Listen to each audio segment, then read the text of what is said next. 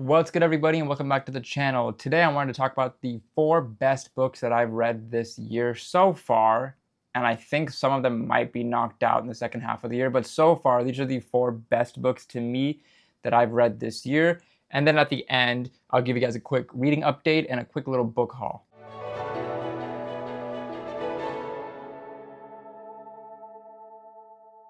So these are the 4 best books that I've read this year, and let's just kind of go through them one by one, right? The first one, which was like what sparked my love of lit RPGs, given I'm a action manhwa and manga enthusiast in general, was Forge Master by Seth Ring. And this one just got everything right. Like, I do like a detailed literary RPG. I like going through all the stats. I like seeing all the power-ups, all the skills, all the achievements, etc. And I love the way that this world was done. So in this world, you have this giant named Thorn, who is one of the last of his race in terms of being the Forge Master. He just is really good at forging weapons. He understands runes and connections very well. He understands everything to a very high level. This is after he becomes very aggressively OP. Previously, Thorn was a wheelchair-ridden human on basically Earth, up until Earth was then converted into this game-like, virtual reality game-like system called, it's not Terra Nova, but I forget what they call it specifically. The name is escaping me now, but basically Earth was turned into this virtual reality game, and Thorn joined that VR game basically, and he became this just massive behemoth, this titan, broken Earth Master, learned martial arts, learned basically runes and forging, and he has access to this thing called the Master Forge, which is basically like a specific pocket in space, which is a magical forge. It's like he has access to magic storage in Terraria and all the forging and stuff that comes with it. Like, he's literally broken, which is already awesome, right? He's already broken. And then he tries to ascend. So Earth is in one of the lower worlds. He's trying to ascend to one of the upper worlds. So he travels up, gets knocked out of his space beam that's transporting him to where he wanted to go, and lands on a different world that he wasn't expecting in one of the upper worlds. Now, the best part about this is he was OP back on Earth. Angoril, let's go.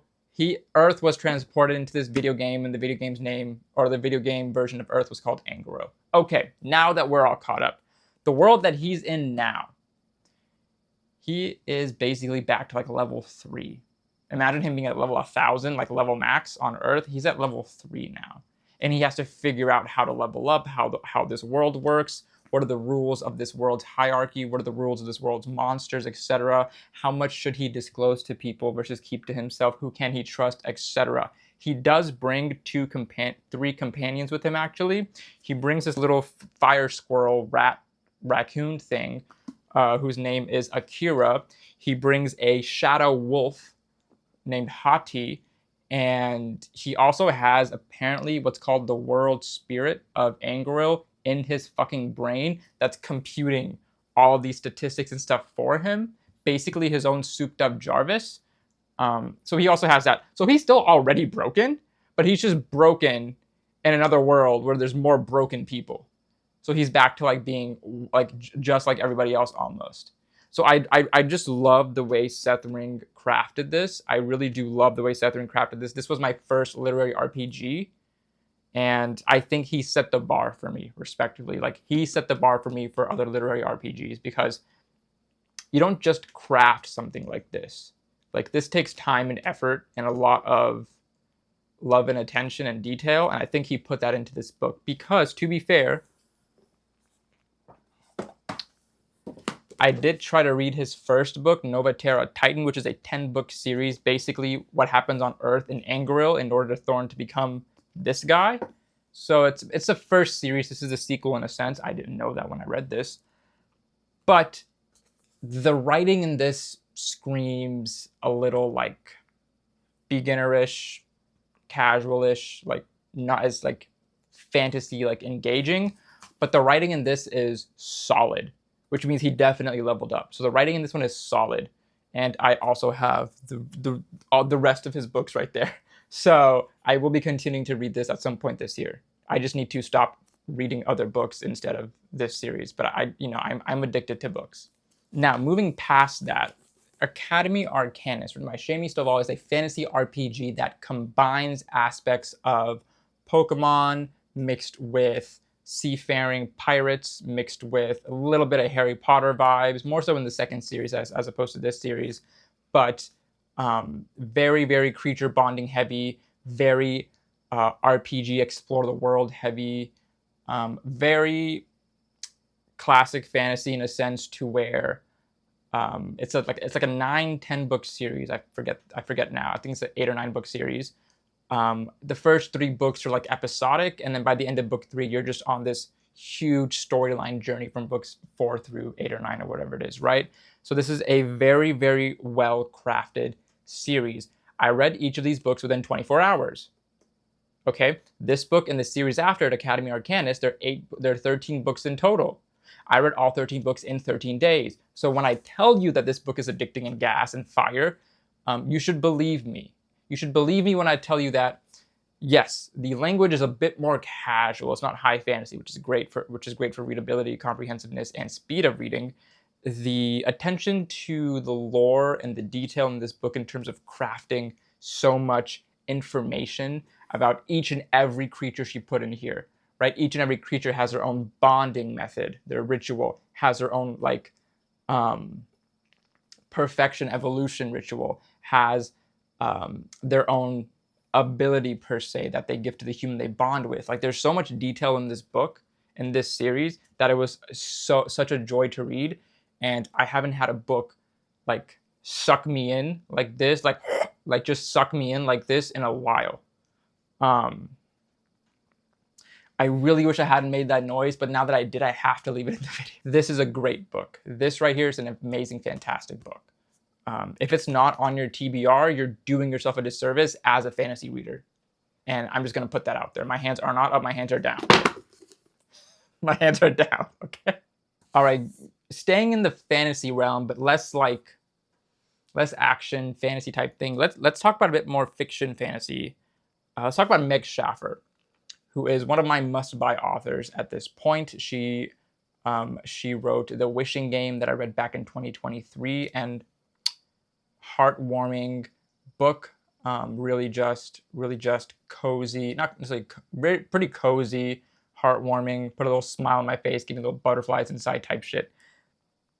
This book did the same thing. I don't know what it is about Meg Schaffer books, but something in her writing actually just does speak to me, and I just understand it, and I'm here for it, and I love it. This book, it's a mix of found family in the literal and figurative sense. It has its own form of coming out. It does deal with some trauma as well.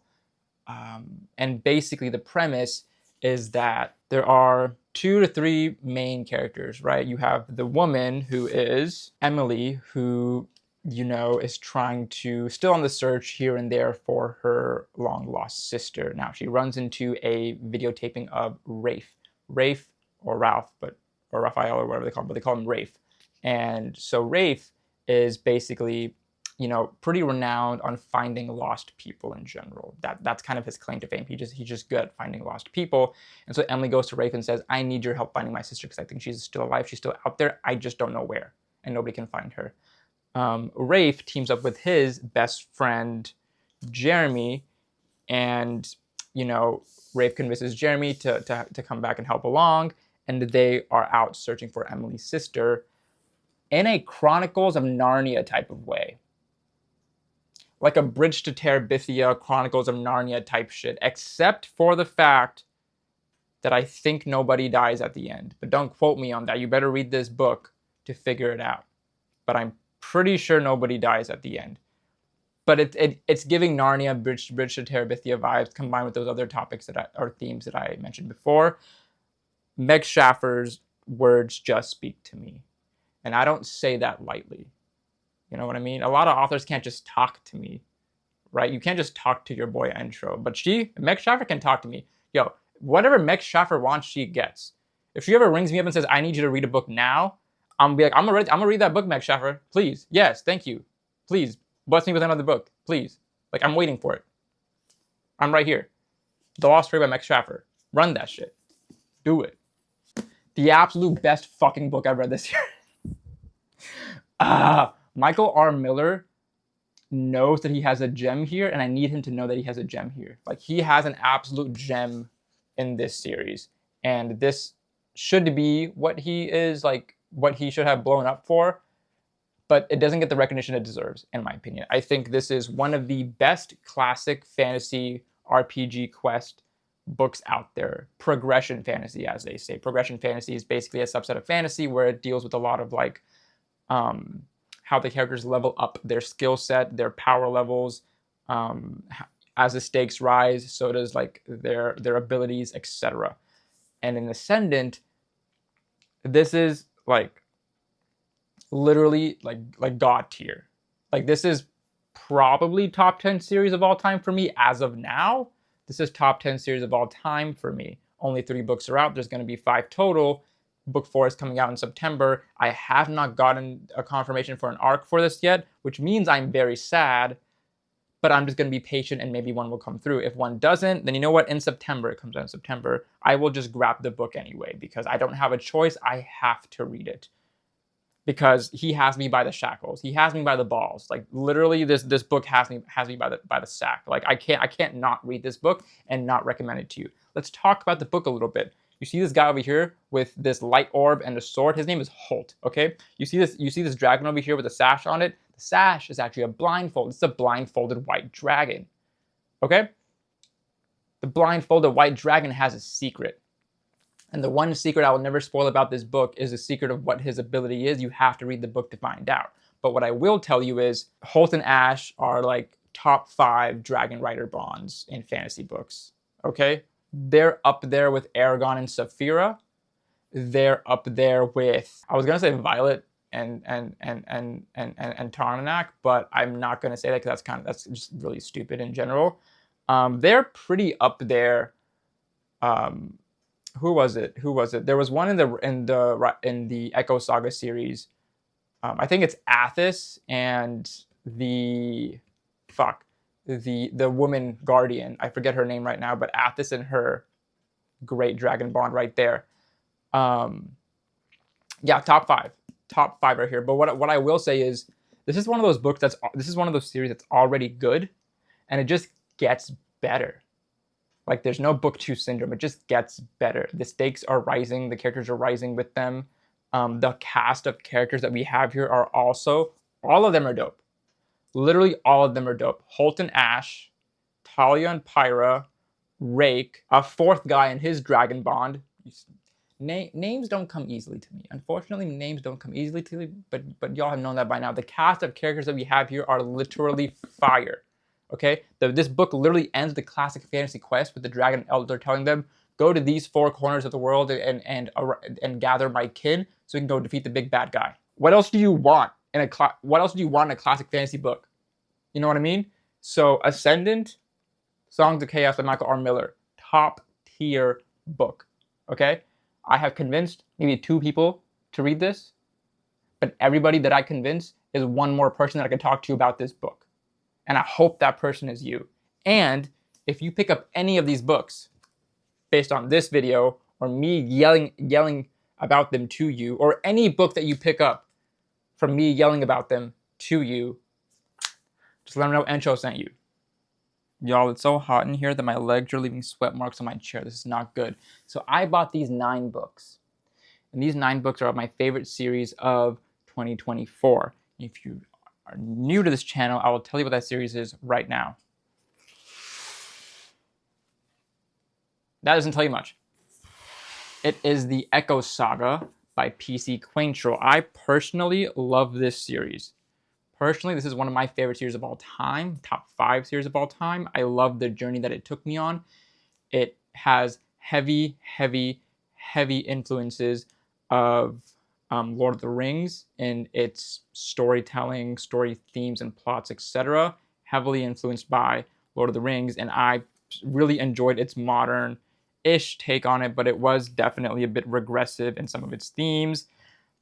I did recently talk to and listen to somebody over on Book Talk review it, and they're reading book 1 and they loved it right up until they got to the Darkakin race in the book, and they said the way the author portrayed the Darkakin race, which is basically dark skin, savages, barbaric, etc., was problematic. And I do have to agree, I don't love the way that he represented the race, making them dark-skinned, barbaric savages, along with then calling them Darkakin. I think that set, whether it was his intention or not, just did not sit well with many people. And some people were okay with that. It's just up to you. But I will say that is a concern that I have heard from it, and I do want to make it clear that I also had a similar concern, although it did not stop me from continuing the rest of the book, because the Darkakin are mainly only in book 1 and pop up a couple of other spots. But I do understand if that is not your cup of tea and you don't want to read a book that even has one instance of it in there. For me, I chose to look past it, and if that's okay with you, great. If that's not okay with you, I understand. But I love this series, I truly do. So I got all the books of the series, not from the Broken Binding, but just from Amazon. I probably should have gotten from the Broken Binding because it probably would have come in better shape, but it is what it is. I just finished reading Dungeon Crawler Carl by Matt Dinniman. I only read the book. I did not listen to the audiobook. I'm a raw text kind of guy. I like it raw. I really have to think before I talk. I really, really have to think about the words that I'm saying before I say them out loud onto a video, because when I say them, I can't take them back. Anyways, I read the book. I enjoyed it. It didn't make me like laugh out loud as much as I think reading, listening to the audiobook and hearing the actual voices would, but I did enjoy it. I will post a more detailed, fuller review next week in my all the books that I read this month type of video, but just want to let you know that I did finish this book. A video will be going up on TikTok soon about my review of it. And then I also got the rest of the books in the series. Boom. So I already knew that after reading book 1, I was going to want to read the rest of the series anyway, so I went ahead and picked them up, and I bought the audiobooks. I am going to try and immerse and read them, just so, you know, I'll get the audiobook vibes from it, but then I also do like reading physical text and stuff, so I will read all of these books at some point this year, maybe not immediately, because I do also want to read other things, but I'll read them at some point. Now, as we wrap up this video, I do also want to remind you that we are doing a live book club on TikTok. My account and Tim Fasciola, we are reading through The Will of the Many by James Islington. And I've seen a lot of people are getting their arcs for Strength of the Few. I did not apply for one because I didn't know how to, so I lost out on that. But we are reading this in anticipation for Strength of the Few coming out in November. We are having a book club live every 2 weeks where we read anywhere from 12 to 13 chapters at a time and talk through it. Last week on Monday night, we read through the first 12 chapters. We talked for 2 hours over 12 chapters. It was great. It was magnificent. And so next week, next Monday, the 20, and next Monday we will be talking about the rest of part 1, which is roughly 24 chapters total. So if you're down and you want to hang out and you want to listen in, want to give your own thoughts and commentary, please come through, head into the Discord, come through to the book club lives, and just come have fun. All right, the last thing that we have to talk about is the next book that I'm reading. I'm going to be starting Through the Aching Door. I think that's what it's called. I will be reading Beyond the Aching Door next, because that is our book talk book of the month, and I want to respect them and read that book before I proceed to any other books later this month. So I will be starting Beyond the Aching Door by Victoria Meir and see just how it goes. I don't know how it's going to go, but hopefully it is good. I don't know what to expect, and if it's bad, I'll tell you. I will not pull my punches. That being said, I appreciate you guys so much. Thank you for listening thus far. If you're new here, consider liking and subscribing and commenting down below. If you're not new here, do the same things and just stay subscribed, please. I need you here. We are over 800 subscribers, and I love you guys for it. I love you guys for it. Next goal, let's get to 900. If we can, that would be sick. That would be dope. If you think anybody else that you know would enjoy this type of video, please feel free to send it to them, and let me know what you guys are reading down below in the comments. I will catch you guys in the next video. Peace.